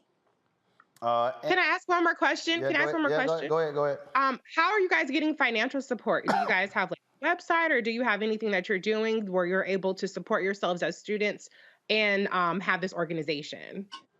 Yes, right now we have a GoFundMe and it's under the Cardinal Divas of SC. And also we are trying to fill out documents to get funding from the university. All right. And I guess, and so, Greg, a lot of folk don't realize where USC is located. In the hood. It's in the hood. It is in South Central LA. and South LA ain't welcome on that campus, right, sis? That's also very true. Just being clear. Yeah. Just being clear. As a native Chicagoan, the question I want to ask you is really wrapped into blackness. I went to an HBCU. I've taught for 22 years at probably the most prominent HBCU, Howard. And they're all the same as far as I'm concerned. You also went to PWI. I went to two, no question. But yeah, right. Like you said. So, and I'm very much aware, having gone to Ohio State and Temple, of how blackness performs in white spaces. For me, it's not about what you all are doing or not doing. It's about them white folk behind you cheering while you're doing it. And I know as a native Chicagoan, California was a real eye-opener for you, I'm sure, in terms of not only that campus, but the state, right? Yes. So my question is about, and again, to follow what Reese said, and certainly I ain't got no smoke for no sister named Isis. Okay, let's just get that out of the way. But what Reese said is so true when it comes to this question of spectacle and everything on social media. I saw a couple of remarks I didn't like, however, and this is where the question comes that I have for you. Some people, not you, but others saying, this is the best of both worlds. What does that mean? That means that are you saying the white school is better academically and the black school has all the dancing and culture? And I guess my question for you, at a campus that is less than 6% black, at a campus where, you don't see a whole lot of black people there, except if they're playing the revenue sports, like that football team and that basketball team, how are you all grappling with issues of race when for a lot of those white folks in the stands behind y'all cheering, it's a spectacle watching black girls dance? How do you grapple with race on that campus, which I'm sure is a very different environment than the one you were brought up in? Yes, absolutely. I'm a musical theater major and I'm the only black junior in my class. And it's always been important for me to speak on these black stories and being able to educate those, even though I know that it's not my job to do so, but I feel compelled to always tell a black story no matter where I'm at. So whether I'm in a predicament of showcasing black art, it's never going to be how can I say, it's never going to be a performance for white people. It's always going to be for Black people, by Black people. And I'm just here to put it on the platform that it deserves to be on. And Majorette should be known across the country, any and everywhere, because dance isn't just ballet, jazz, tap, and this jazz that they call nowadays. Everybody deserves to see all the different types of dance, and that's all I'm here to do. And it's not to be a spectacle. And really, a lot of people after our very first performance, they came up to us asking, what were we doing? What is this? This is so exciting to see. They love to see it, and they just wanted to know more about it. And that's honestly, that's the one thing that I wanted to do. I want people to know what Majorette is, and so it'll never be a spectacle to me or my teammates. Thank you. All right. First of all, how many people on the team? There's 10 girls on the team. Okay. And since this thing went viral, have y'all gotten inquiries from other people who want to be on the team? Yes. A lot of people have been reaching out, DMing me, even talking to my mama and dad. They're like, oh, are y'all taking auditions and da-da-da-da? And I'm like, whoa, relax. Guys, we just started, you know? But it's really exciting to see that more people want to get involved now, and it's just all for the right reasons to just continue uplifting Black art and Black artists. Will you allow any non-Black dancers? Honestly, that's really not what I'm thinking about right now, because there's already such a small amount of Black students. I want to make sure that this space is comfortable to all Black students. And so whether that means somebody that's not Black tries to audition, they are more than welcome to try to audition, but that's really not what I'm thinking about or the team is thinking about. We're just here to continue telling the Black stories and continue uplifting Black dance. All right, then. Well, look, we certainly appreciate you joining us. Glad to get you on the show talking about this here. And so, Princess Lang, thanks a lot. Thank you so much. All right, then. And so I'm sure when Reese goes to the USC, UCLA game, she'll be sitting near them trying to pick up some dance moves so she can... Nah, they still the ops. I'm still Bruin through and through. I'll just twerk on the Bruin side, though, okay? Yeah. I'll be a spectacle. Yeah, oh, Lord. Yeah, I'm sure. Yeah, that's a rare place for you. Gotcha. All right, let me go to a break, folks. We'll be back on Roland Martin Unfiltered. Be sure to download the Black Star Network app, Apple phone, Android phone, Apple TV, Android TV, Roku, Amazon Fire TV, Xbox One, Samsung Smart TV. Y'all watch it on YouTube. Stop freeloading. Hit the damn like button. Okay, it don't make any sense. I gotta ask y'all to hit the like button every single doggone day. We should easily be at 1.5K likes, y'all. It ain't that hard. Just go ahead. You can comment. You can hit the like button and comment. So just go ahead and hit the button. Okay. So when I come back from this break, we should easily eclipse 1.5K, and so I fully expect that to happen. Also, if you're on the app, Black Star Network app, if you're on Twitch or Instagram, Facebook, be sure to share as well. Also, Bring the Funk Fan Club, senior checks and money orders at P.O. Box 57196, Washington, D.C. 20037-0196. Cash App, $RM Unfiltered. PayPal, R Martin Unfiltered. Venmo is RM Unfiltered. Zelle is Roland@RolandSMartin.com. Roland@RolandMartinUnfiltered.com.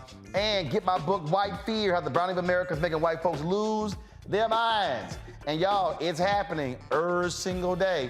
Get the book everywhere. Amazon, Barnes & Noble, Ben Bella Books, IndieBound, Bookshop, Chapters, Books A Million, Target. You can download it from Audible and, of course, order through your favorite Black bookstore. We'll be right back.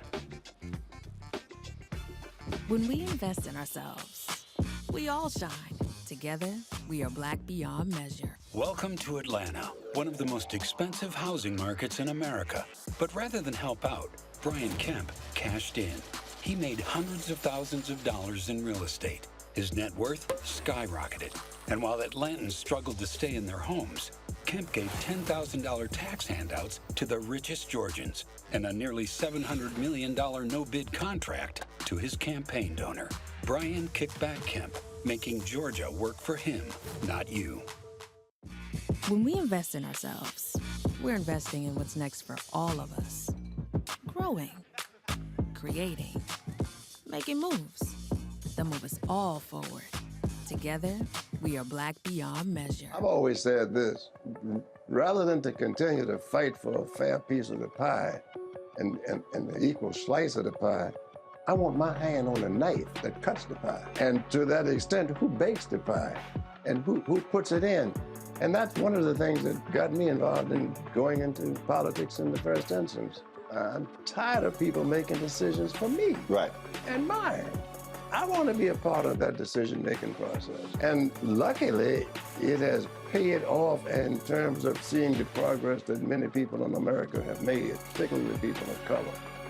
One thing bothers me now that we seem to be losing that. Right. By saying that we've got to be more concerned with other people than those people who were here. We built America.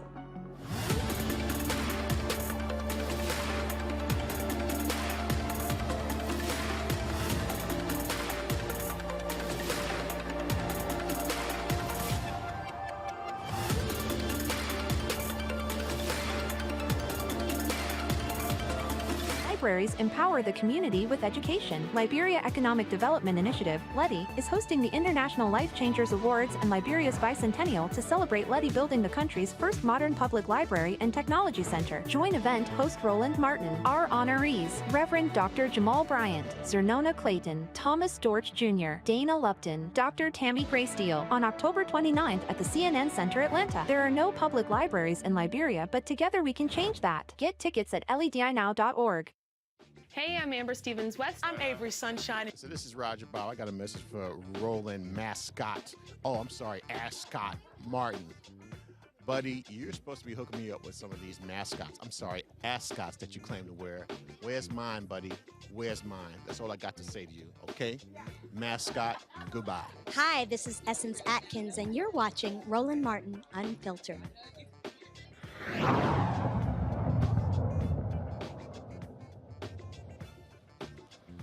All right, so yesterday we were talking about the issue of racism and immigration and fascism by the far right in Europe and how what happens there eventually comes over here. Well, today the Prime Minister in Great Britain, Liz Truss, quit. She resigned. Shortest tenure ever. She literally was Prime Minister for 6 weeks. Now, you may say, well, okay, I don't understand. What the hell has it got to do with us? Well, the reason that's important to us is because what she did was, when she replaced Boris Johnson, she came in and she said, yo, we are going to cut taxes. We are going to do all this stuff to drive business. The economy tanked. Bond market, stock market. Europe was, the UK was in disarray. Massive pressure on her, huge blunder. She got forced out, she had to quit. The plan that she presented is literally the exact same plan Republicans want to do here in the United States if they win the House and the Senate. Yeah. In fact, Larry Kudlow actually was on television, and he was saying that it's literally the same plan. This is what, matter of fact, let me try to pull it up right here. Just so y'all understand why the election is important. Just so you understand why when we talk about these things, we're not just sitting here and when y'all are hearing it, y'all are just thinking, I don't understand what's going on. No, trust me, because what these folks are doing, y'all, I should be seeing the iPad in the bottom right, left corner. Come on. So, all right. So here's the thing. It's not showing up. Are you hearing it? All right. I'm gonna try to figure out what's going on here. In London. But What do I mean by that? okay. So listen.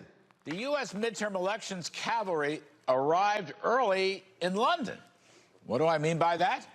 Well, the new British Prime Minister Liz Truss has laid out a terrific supply-side economic growth plan, which looks a lot like the basic thrust of Kevin McCarthy's Commitment to America plan. Let's start with Truss. She is slashing tax rates and deregulating energy. I just love it. That's the liberal business media. This is so wonderful. The liberal business media, you know what I'm talking about, is now trashing her plan. That tells me Truss has it exactly right. The U.S. midterm elections cavalry arrived early Again, in London. Cutlout said What do I mean all by that. that? She has it just right. That was 6 weeks ago. Today, she out of a job. I'm saying that because I'm trying to get black folks to understand.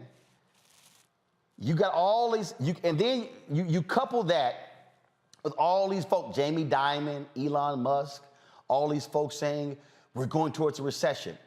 Larry Summers, Harvard president, worked in the Obama administration, White House, you know, all his, like, supposedly he thinks he's the smartest person in the world. He literally said, and see, this is what I don't understand, Greg. He literally said, to avert a recession, we need higher unemployment. Mm-hmm. All these rich folk, the economy, we need to cool the economy off. The unemployment is too low. Too low? Yeah. I hope people understand what we're trying to lay out here. Greg, go ahead. No, you're right. I mean, this is where it's really not complicated, but we don't want to hear it. So we don't really talk about it. The villain of this piece is capitalism. And capitalism doesn't have a country. It's global. The UK, whoever, and they're fighting now, is it going to be the guy who was Chancellor of Exchequer before? Is he going to be Boris Johnson has been brought up again? He may be back from the political dead. They're going to run the program that Truss put out. She threw the brother under the bus, the Ghanaian cat, people from Ghana, Kwame Kwarteng, Exchequer Chancellor. That didn't work, so she had to quit. But they're going to run that plan. See, the problem is that there are record profits now for these companies. The oil companies have record profits.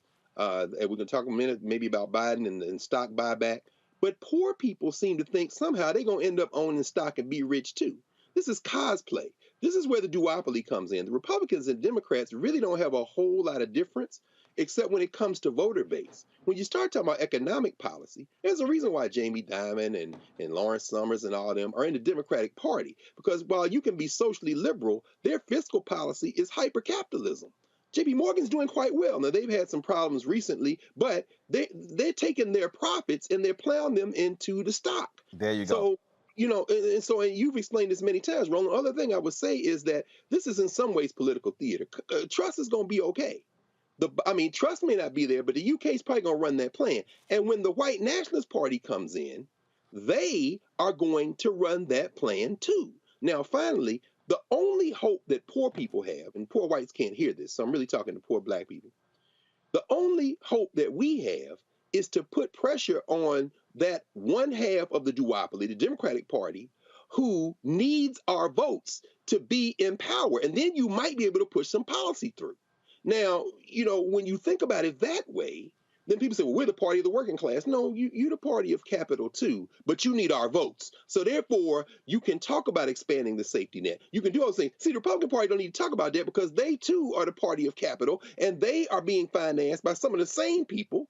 And I don't like the fact, for example, it's homecoming to Howard, and the guy who's pumping all this Nike stuff on Howard's campus, Phil Knight, just pumped millions of dollars into these right-wing candidates. He wants your money, and he don't give a damn about your policy. So, I mean, you know, the Democrats are going to push for loan forgiveness and student loans, this kind of thing. I don't know. You probably saw it, Roland. Amy Coney Barrett just rejected the attempt in Wisconsin to forestall the loan, you know, forgiveness and letting it go into effect. That's because people in this country know if you push people to the point where they have nothing to lose, capitalism could collapse. And that's what happened to Liz Truss in England. It wasn't a change in policy. It was just that you piss enough poor people off and they may come for you. So the conservatives are trying to keep themselves in power so they can run that game plan they were going to run under Truss. All I'm trying to get people to understand here, Teresa, is people need to be very careful, okay? By not voting, if you look, let me say it again, by not voting, you're talking about putting the people in power who want to bring back the massive tax cuts that exploded the deficit, did not impact low income or middle income people. It was absolutely for the top 1%. And that's what they're pushing. And people need to understand, if you say you care about the economy right now, and you care about inflation and food prices, these people want unemployment high. They want to completely cut off unemployment benefits. They don't want to see $15 an hour. They don't want to see a livable wage.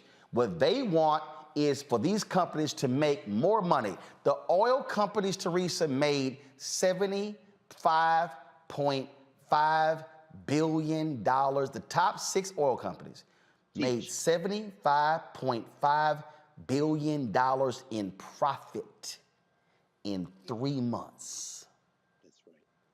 We can go down the line, the companies, record profits, and how the increase in prices exists.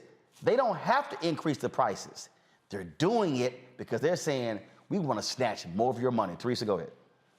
You're absolutely right. And so when people are complaining at the pump, they're complaining, about some of the household needs that they need from their government, and they want their government to provide.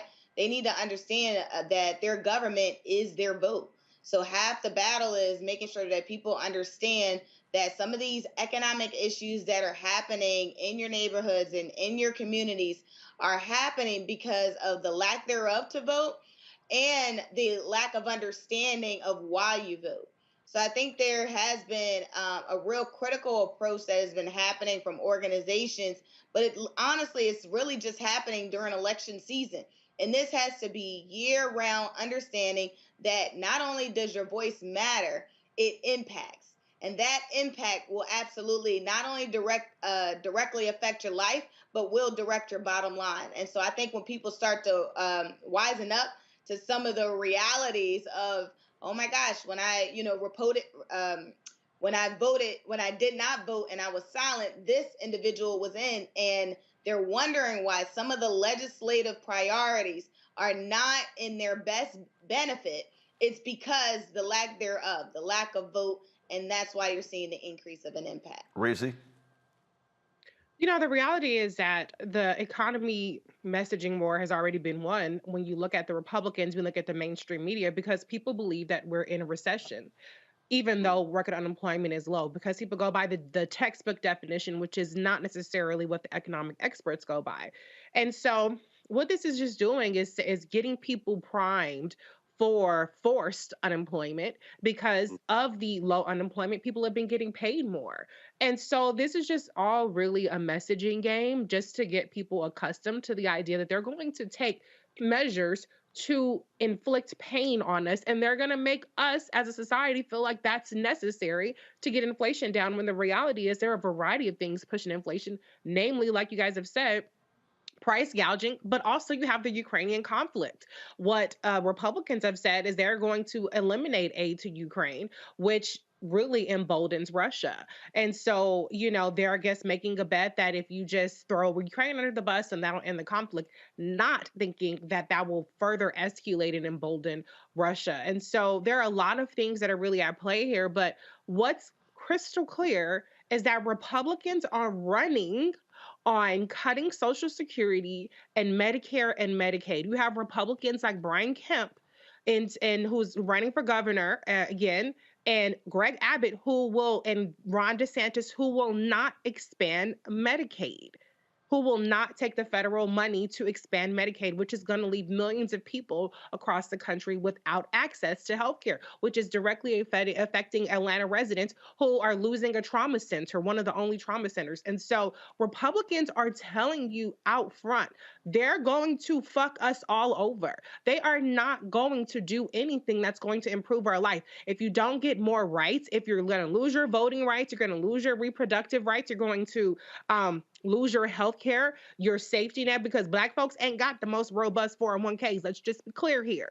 And a lot of the things that have been won in the Inflation Reduction Act were specific to government handled programs, because the Republicans blocked, for instance, $35 insulin for everybody else. And so Republicans are telling you that they're going to be destructive. And for some stupid ass reason, People are not believing them when they're being very clear on that. And if they vacillate just a little bit, like Herschel Walker said that he supports a heartbeat bill that has an exception for the life of the mother, even though he has been running up until now saying he does not support abortion, even if it saves the life of a mother, then people say that they're moderating. No, Republicans are extreme. They're radical. They're coming for every aspect of our lives. And that is not an exaggeration to see. So if you cannot find it in your heart to be impressed by student loan forgiveness, by the child tax credit, which cut child poverty in half for black people, the increased SNAP benefit, that increased food security for people, for the advances that have made actual drastic difference in expanding Medicaid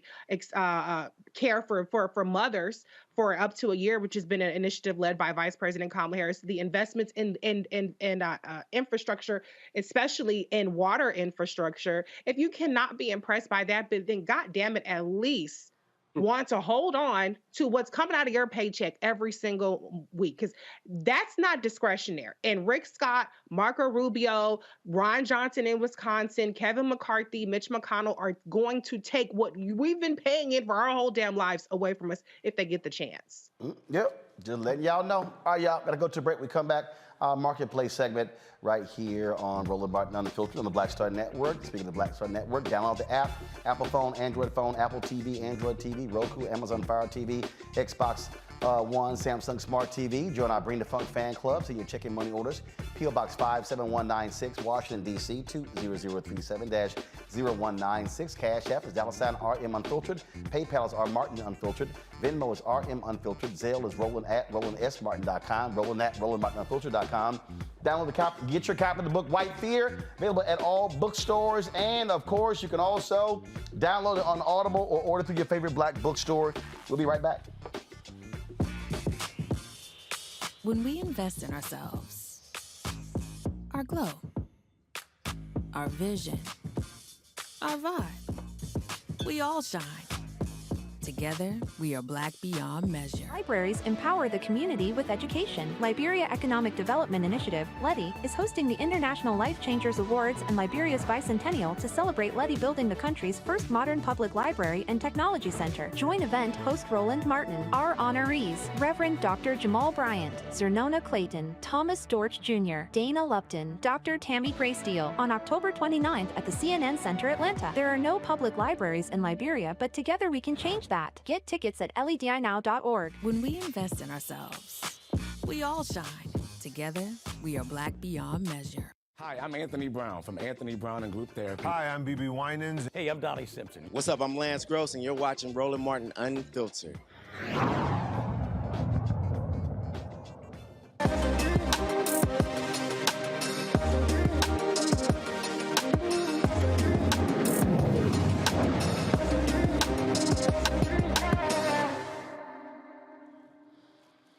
All right, so yes, I am chilling today, relaxing. Got my, my athletic outfit. I wanted to show some love to Black Voters Matter today, but y'all normally know I dress up. Now I know we living in a world today where cats got Timberlands and they wearing damn T-shirts everywhere.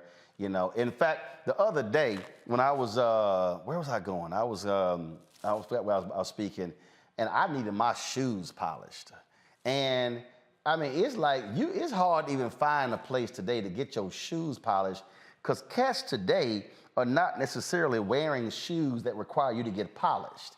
But some of us still might call ourselves old school brothers. Look, my daddy taught me and my brother how to dress. And so that's how we roll. And so my next guest, y'all, is a black shoe designer. He makes high quality shoes. Of course, many folks use these cheap materials. He's like, no, we ain't doing that. Aaron Sharp saw an opportunity to create Mandeaux Laureano, an environmentally sustainable, black-owned luxury brand. Their men and women's shoes are designed with longevity because they believe in keeping their products out of landfills as long as possible and saving clients money in the long run and preserving the planet. They also sell specialty coffee. They got it all going on. Joining us right now is Aaron Sharp. He's coming to us from Anchorage, Alaska. So are you based in Anchorage, Alaska? I am. I live here in Anchorage. We actually have a workshop in Spain, and that's where our shoes are made. Well, for you in Anchorage, so hell, all you got is time to make some shoes. I'm just, I'll just mess with. But so first of all, so how did this even start? How did you even just say, yo, I want my own luxury shoe line? You know what? I looked around at the end of 2019, and I didn't see too many Black-owned luxury shoe brands. I saw a lot of celebrities, Black celebrities that were partnering with these large brands like Adidas and Nike, but didn't really own their brand. And I wanted to change that, so I started my own. So, when did you start it? What year? At the end of 2019. End of 2019, and so. When you started, how many different shoes did you have? How many you have now? We started, I think, with about 7 or 8 different styles, and we're up to about 29 at this point. But the best part about what we do is we can customize anything that you see. So if you like the style and you want to change the color or the material, we can also do that for you. Now, the thing that stood out at me, because when you're saying, you want them to last as long as possible. I mean, that's the thing that drives me crazy. Like, I've got some shoes and I got to get them new soles and a lot of shoes that they just don't last long. And so what is it about your shoes? First of all, it was so funny when I'll do the camera. Which one? Right here? Yeah, give me right here. Give me right here. So when Kara, my producer, brought me the box, when I first opened it, I said, "There's some damn golf shoes." Look like, did we lose him? So I said, I didn't see the box. I said, those are some golf shoes? I thought they were golf spikes at first. So explain to folk who are watching, explain, what makes these shoes so long lasting, and obviously they probably cost a little bit more, but there's a reason behind it. Go ahead, explain that. Right. So our sole, the sole that you see there is a Goodyear welt construction. It's made of leather and has the rubber inserts there to help you get traction from day one. So a lot of people that have worn slick dress shoes in the past. I can't stand that, bruh. New pair of shoes, right. Your ass sliding all over the place. Exactly. So those studs help control that a little bit. Okay. All right. And also, is it because of these studs, Anthony, go ahead and go back to the shot. Is it because of these studs that also gives you more longevity? Because normally when you have that sole, especially this part right here begins to wear out the ball of the feet. Right. So if you look at the heel of the shoe, we have a rubber insert. That's where you're going to be stepping the most. So we put that rubber there to make sure that it gives you a little bit more longevity. And then the sole itself is all leather with those rubber inserts. So once that sole goes soft, you're able to get it replaced because of the Goodyear welt construction. Wow. So okay. All right then. Now what are your shoes? What do your shoes run? That shoe that you have in your hand runs about $450. We have like sneakers like this, like what you see there is about $265.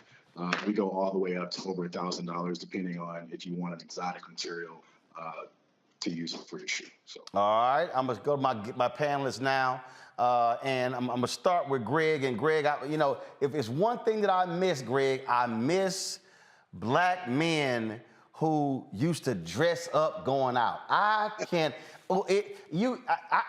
tell you. It pains me when I see cats walk into a club dressed like I am, and I'm like, man, I can't. I'm straight ass old school, how I was raised. Look, if you gonna go out looking clean. Yeah, that's old school, brother. I mean, I certainly don't and have never operated or moved in those orbits. But as a Southerner of a certain age, you are absolutely right when it comes to that. And of course, it begins, as my daddy would say, my man Nate Norman down in Morehouse would say, it starts with the shoes, brother. It starts with the shoes. So I want to thank you, man, for this. And especially, and I mentioned this earlier with the young sister Isis Lang out there at USC, University of Southern California. Nike has signed, or Jordan has signed a 20-year deal with Howard. And I'm seeing this whole trendsetters, trendmakers, some kind of branding they got now with all the HBCUs. Could you say something about how important it is, not just to have style, but to own style and support Black businesses. 'Cause I swear I wish you had had a 20-year deal. I don't like these companies coming in swagger jack and making billions, brother. How important is it for us to support you? It's extremely important. I'm not a big rap fan, but one of my favorite rappers right now is Russell out of the Bay Area. And he has a line in his song. He says, it's hard to be what you never see, right? Representation is everything. It matters, right? If, even just having younger entrepreneurs that are looking to do what I'm doing now, that uplifts our entire community, right? They see that it can be done. They see that they have a blueprint now, right? And I think that's extremely important. All right, then. Reese. I just have to say, I think the shoes are just incredibly debonair and stylish. Are you guys looking to scale up? Because I noticed that their production time can be a little bit longer. There are certain, brands or certain shoes that are a little bit quicker to get if people want to get them really quickly, or, is that your next step, you think, in terms of having a larger stock on hand so that people can get access to your shoes in a really quick manner? Right. So we have what's called quick ship, and we have about 7 styles of shoes that are available in quick ship, and it takes about 2 weeks for us to handcraft those shoes and get them to you. The issue is that there's so many people that want to customize our product. So having a bunch of stock in our standard lineup doesn't really work for us. We have to make sure that we can do stuff for you guys from scratch, and be able to accommodate those that want custom shoes. Awesome. All right, Teresa. Yes, Aaron, congratulations. I literally went straight to your women's line. As you can see, I am a business professional, so I am always looking for some high-end heels. And I'll be ordering my pair today with the Roland Martin code today so we can track it. So I think my question for you is, I see the investment and I see the passion. This is me with my communications hat on. So in order for some of these bigger brands, in order, to become a brand, they had to invest in marketing. So if that is not a part of the 2023, because even the background on the soles, which are highly important, and I am so tired of going to some of these events and men are just slipping across the floor. I think if they knew about your branding, your product, it definitely would make a difference, and also feel really proud to utilize this type of product. So, if you're not, expanding on the marketing in terms of social media, please do, because I think this product is really worth it. Thank you so much. All right. Well, certainly let us know about that. Now, folks, if you want to check it out, go to is it Mandeaux? Is that how it's pronounced? Mandeaux. Correct. Mandeaux Shoes, Mandeaux SHOES. Facebook, Mandeaux as well. And the discount code is RMU10. If you want to go to their website, mandeaux.com, MANDEAUX.com. It's RMU10.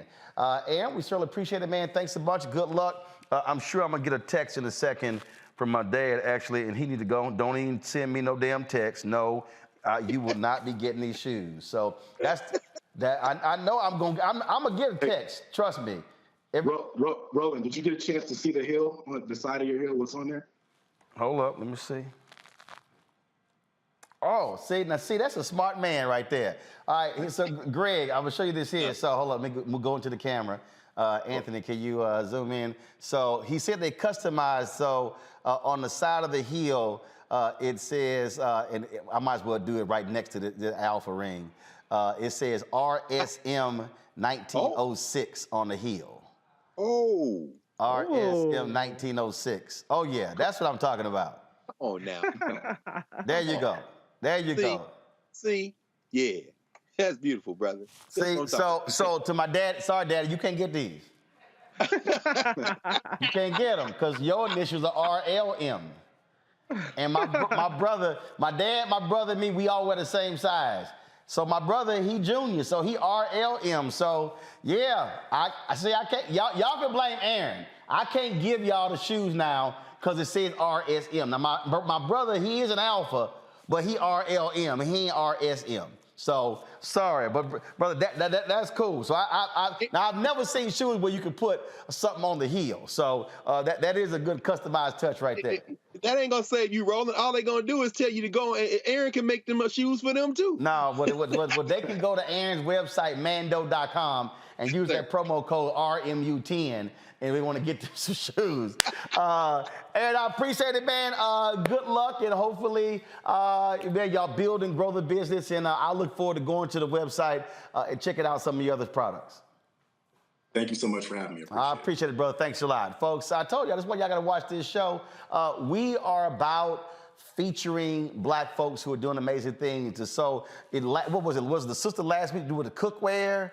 We had the sister with the body product to slim you and help your butt and your breast. We had the Black Drape Company. We had, who else we had? I mean, say it again? Oh, yeah, of course, my girl, Windsor Barbie, will do the upfitter for sprinters. By the way, our sprinter will get back from Mercedes factory November 1st, and they'll have about 8 to 12 weeks to customize it. So I cannot wait to show y'all what that bad boy is going to look like. And so that's why this show is important, because this is not just about news and information. It's featuring these black-owned businesses like Mandeaux.com and so many others. And so, and Keenan, let me know. And somebody actually, so I need y'all to work on this. Somebody asked me, somebody said, can we put together a web page that's like a marketplace of all of the marketplace segments that we've had? That way we can just feature the websites of all of them, and then we have the video links to all of them just in one location. So Keenan, let's work on that and do that. So, all right, y'all. Greg, my daddy talking about, tell Greg thanks for the plug. Hey, Roland, my papa's ancestor, so I know that he would probably be saying the same thing. So, Mr. Martin, I got a cape for him. You know that's my man. Wait a minute, then my mama gonna send me a text talking about get him a pair for Christmas. Uh-oh, there it is. Didn't I just pay for y'all to go to Jamaica? What y'all just did? That was then. No, that wasn't then. That was last week. Well, Janet Jackson said, "What have you done for me lately, bro?" Well, hell, I'm going to the Society of Professional Journalists Hall of Fame next week, and I'm flying them up. I mean, but Lord, y'all, man, y'all, that's right. That plane, that trip next week is that's the shoe budget. That trip next week is the shoe budget. All right, y'all. That's it. Teresa, Reese, Greg, I certainly appreciate it. Thanks so very much. Folks, be sure, again, why is it important for y'all to support this show? Why should you download the app? Ain't nobody doing what you're doing. Nobody. Essence ain't doing it. Ebony ain't doing it. Blavity not doing it. Byron Allen and Brio, they ain't doing it. None of these folks are. Nobody is giving you not only this show 2 hours a day, but Faraji Muhammad's show 2 hours a day. You also, Mama talking about Jamaica's for my birthday. Man, y'all Negroes are, no, that was you. He went too. See, she ain't like she went by herself. No, Mama, nice try. Nice try. Nice try, Mama. That don't fly, because he went too. So, all right, y'all. So, again, y'all, we got this show 2 hours a day. Roger Muhammad show 2 hours a day. Deborah Owens show Wealthy You. Jackie Hill Martin show Balanced Life. Stephanie Humphries show The Pivot. You got Greg Carr's show The Black Table. You got Rolling with Roland. Y'all, we got 3 shows in development. Y'all, hey, we keep talking about we got to have our own. We keep talking about how we got to be independent, but we're actually walking the walk and talking the talk. And so that's why it's important for you to support us in what we do, for you to help us in every single way. And so first, y'all, we have not hit 50,000 downloads. I don't understand what the problem is. Hit 50,000 downloads. Download the Black Star Network app, Apple phone, Android phone, Apple TV, Android TV, Roku, Amazon Fire TV, Xbox One, Samsung Smart TV. And again, your support matters. We need 2,000 of our fans giving $50 this month to hit $100,000. That averages out to y'all $4.19 a month, 13 cents a day. And it's important because, y'all, none of this stuff is free, y'all. None of this stuff is free at all. I mean, literally, our internet bill is $3,000 a month.